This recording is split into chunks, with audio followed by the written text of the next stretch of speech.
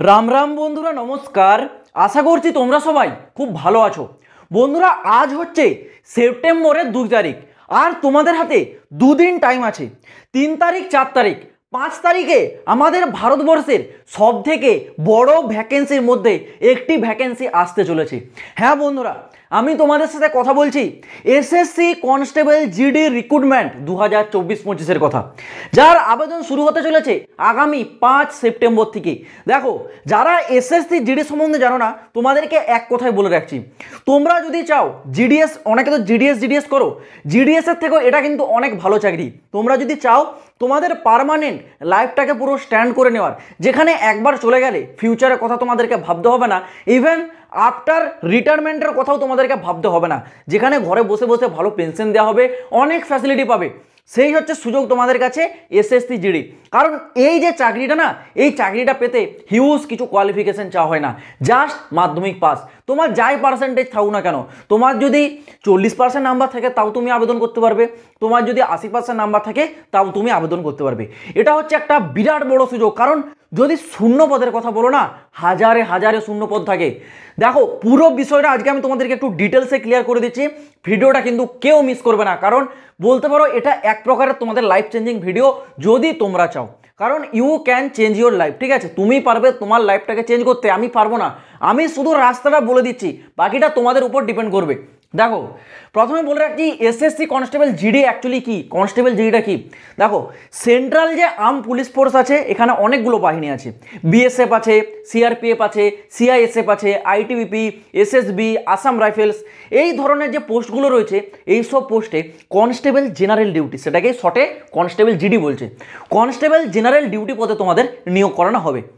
যেখানে তোমাদের এইবার 2024-25-এর যে আগামী 5 তারিখ থেকে আবেদনটা শুরু হচ্ছে, সেই পোস্টে শূন্যপদ থাকতে চলেছে অ্যাপ্রক্স 40,000। এবার অনেকে বলবে, দাদা তুমি এই 40,000 শূন্যপদটা এক্স্যাক্ট কনফার্ম কি করে বলছো? দেখো, তোমরা যদি গত কয়েক বছরের ভ্যাকেন্সিগুলো একটু রিভাইজ করে দেখো, সেখানে দেখতে পাবে প্রতিটা পোস্টে কিন্তু এরকমই ভ্যাকেন্সি জারি করেছে, 40,000, 50,000 এরকমই। তোমরা যদি ইভেন 2024 সালের জানুয়ারি মাসের যে ভ্যাকেন্সিটা, সেটার দিকে যদি দেখো, সেখানে প্রথমে 26,000 প্লাস সামথিং একটা ভ্যাকেন্সি জারি করেছিল, কিন্তু পরে সেটাকে বাড়িয়ে 46,000 করে দিয়েছে। বুঝতে পারছো? এরকমই হবে। যদিও তোমাদের 5 তারিখের নোটিশ আছে, সেখানে যদি তোমাদের 40,000 শূন্যপদ না থাকে, কিন্তু তোমরা দেখতে পাবে আফটার ফিজিক্যালের পর তোমাদের হচ্ছে ভ্যাকেন্সি আবার রিভাইজ করে বাড়িয়ে দেওয়া হয়েছে। এটাই কিন্তু একটা বিশাল বড় সুযোগ, ঠিক আছে? অনেকে প্রথমে শূন্যপদ দেখে 20,000, 22,000, 25,000 দেখে আবেদন করে না, কিন্তু পরবর্তী সময় যখন শূন্যপদটা বেড়ে যায় না, তখন তারা কপাল চাপড়ায়, হায় রে কি করলাম। কারণ যখন শূন্যপদ বেড়ে যায় তখন কি হয়, কম্পিটিশন অনেক কমে যায়। তখন যে কম্পিটিশনটা 500 জনের ভিতরে ছিল, সেটা তখন 250-তে চলে আসে, 200-তে চলে আসে, এরকম বিষয়, ঠিক আছে? তো শূন্যপদ প্রথম নোটিশ দেখে কিন্তু কেউ ঘাবড়াবে না, বলে রাখছি 40,000 প্লাস তোমাদের শূন্যপদ কিন্তু থাকবে এই নিউ রিক্রুটমেন্ট, যেটা 5 তারিখে আবেদন শুরু হবে। যার জন্য কোয়ালিফিকেশন থাকতে হবে শুধুমাত্র 10 পাস বা মাধ্যমিক পাস, ঠিক আছে? তুমি যেই বোর্ড থেকে মাধ্যমিক পাস করে থাকো না কেন, পুরুষ বা মহিলা উভয় তোমরা আবেদন যোগ্য আছো। বয়স সীমাটা থাকতে হবে কত? 18 থেকে 23 বছর বয়স। এই বয়সটা শুধুমাত্র যারা জেনারেল আছো, যারা ইডাব্লিউএস আছো, তোমাদের জন্য 18 থেকে 23।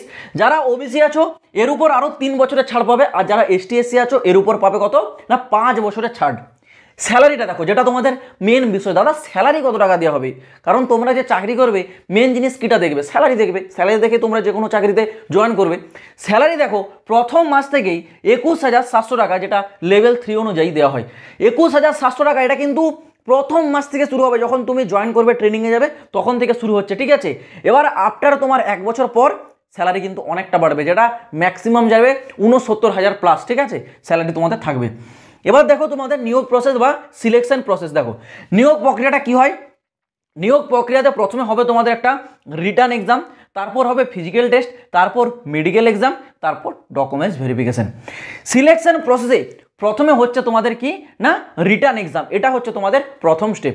বন্ধুরা, তোমরা যারা এসএসসি কনস্টেবল জিডি এক্সাম 2025-এর প্রস্তুতি নিচ্ছ, তোমাদের জন্য সেরা ম্যাথের বই হতে চলেছে চাক্ষু পাবলিকেশনের তরফ থেকে প্রকাশিত করা এই বইটি। এটি লেটেস্ট প্যাটার্নের উপর ভিত্তিতে তৈরি করা একটি কমপ্লিট বই। এই বইটিতে ম্যাথের একেবারে সমস্ত রকম চ্যাপ্টার ওয়াইজ এমসিকিউ কোশ্চেন এবং তার অ্যান্সারগুলি তোমরা পেয়ে যাবে। এর সাথেই চাকসু প্রকাশনের তরফ থেকে এসএসসি কনস্টেবল জিডি এক্সাম 2025-এর chapter wise reasoning, math, GK এবং হিন্দির কমপ্লিট বইগুলি পাওয়া যায়, যেগুলি নিয়ে তোমরা তোমাদের প্রস্তুতিকে আরও মজবুত করে তুলতে পারবে। তোমরা যদি এই বইগুলো কেনার কেউ ইন্টারেস্টেড থেকে থাকো, তাহলে এই বইগুলোর কেনার লিঙ্ক অনলাইনের আমি ডিসক্রিপশনে দিয়ে রাখছি, তোমরা চাইলে কিন্তু গিয়ে একবার অনলাইনে চেক আউট করে দেখতে পারো।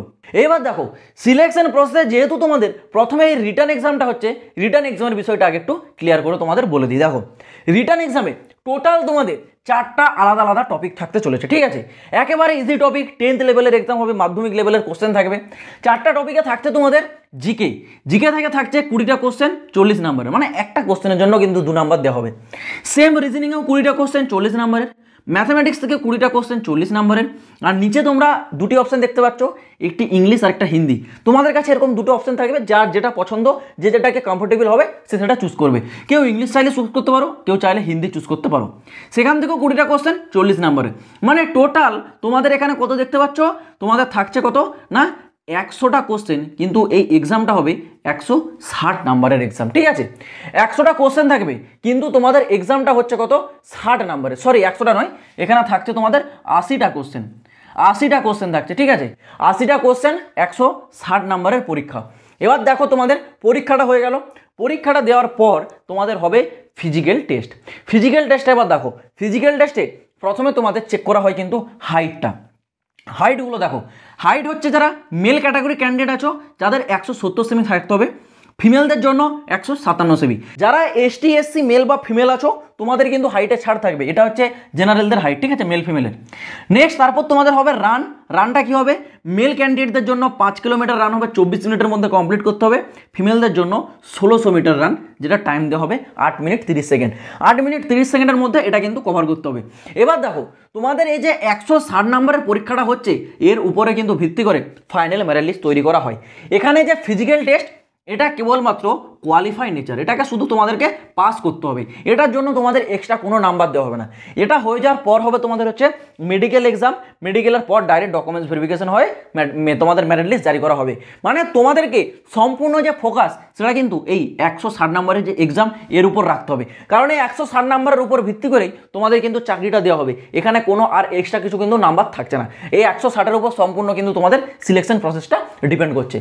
এবার দেখো তোমাদের আবেদনটা কবে থেকে শুরু হচ্ছে। এসএসসির ক্যালেন্ডার অনুযায়ী এসএসসি এই রিক্রুটমেন্টের আবেদন কিন্তু করাতে চলেছিল গত 27 আগস্ট থেকে। 27 আগস্ট থেকে ফর্মটা আবেদন হওয়ার কথা ছিল, কিন্তু 27 আগস্ট একটি নোটিশ জারি করে সেখানে এসএসসি বলে দেয় এর রিক্রুটমেন্টের নোটিফিকেশনটা জারি হতে চলেছে 5 সেপ্টেম্বর, মানে আজ দুদিন পর তোমাদের কিন্তু নোটিফিকেশন জারি হবে।